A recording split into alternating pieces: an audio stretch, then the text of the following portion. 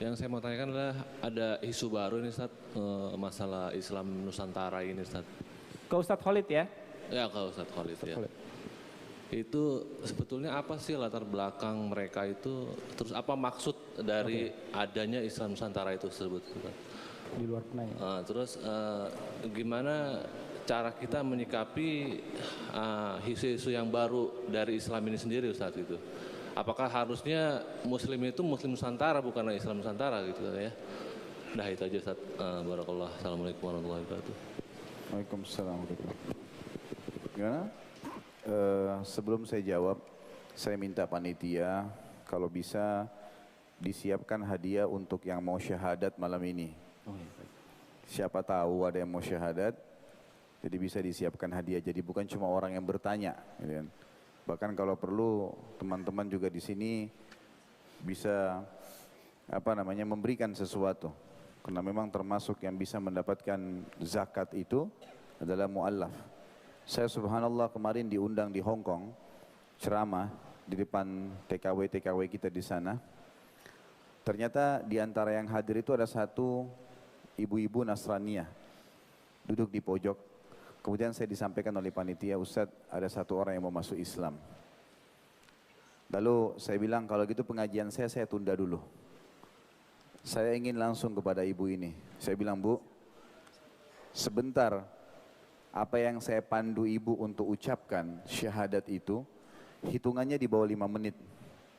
Dan saya jamin setelah Anda ucapkan Anda sudah seorang muslimah. Tidak ada beratnya orang untuk mengucapkan syahadat dan masuk Islam itu. Dan saya menyampaikan kepada semua yang hadir di sana dan di sini juga bahwasanya begitu mudahnya sebenarnya menawarkan agama Allah ini. Selebihnya saya bilang tadi bertawakal kepada Allah.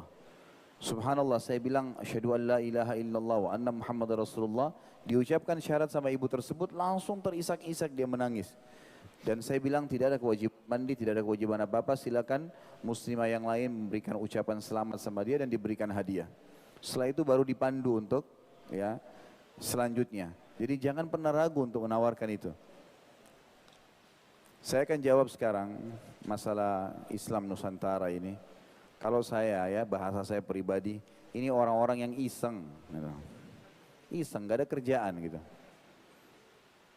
Kita harus memiliki program Islamisasi Nusantara. Ya, Nusantara ini Indonesia lebih diislamkan, itu benar. Kalau Islam Nusantara berarti Islam yang mau dinusantarakan, nggak bisa, nggak mungkin. Karena Islam itu memang untuk seluruh alam semesta punya hukum.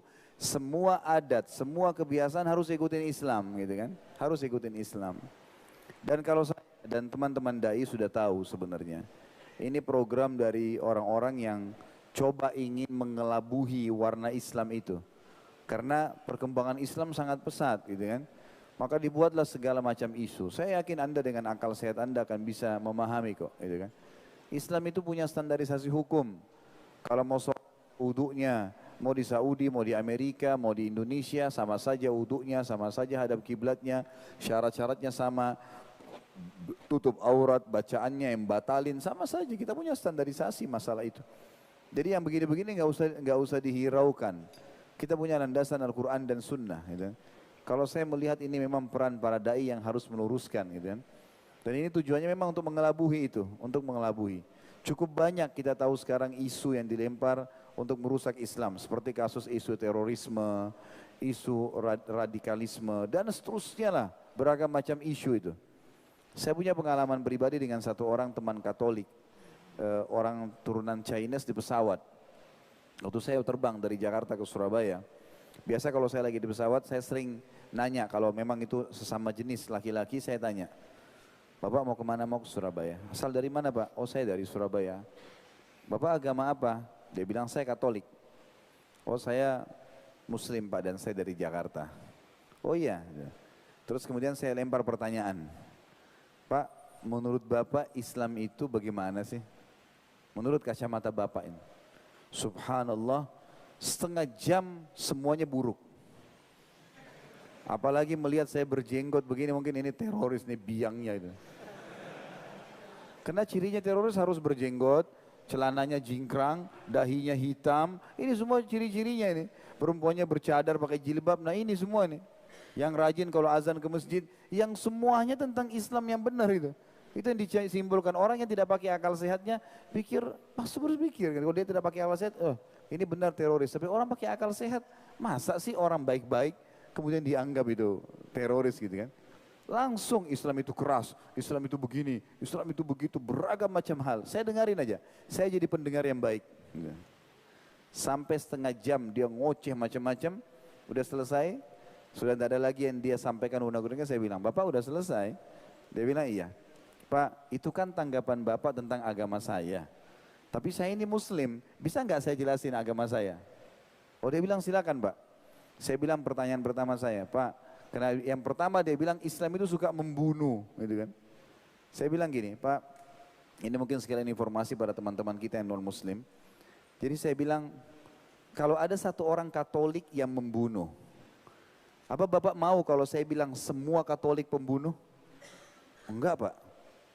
Begitu juga Islam saya bilang. Kalau ada satu orang yang berbuat kesalahan, jangan semuanya. Kalau satu orang ABRI buat salah, satu orang itu jangan semuanya disalahin. Itu kan dengan akal sehat kita bisa tangkap, saya bilang gitu. Dia bilang betul Pak. Saya bilang iya, emang begitu.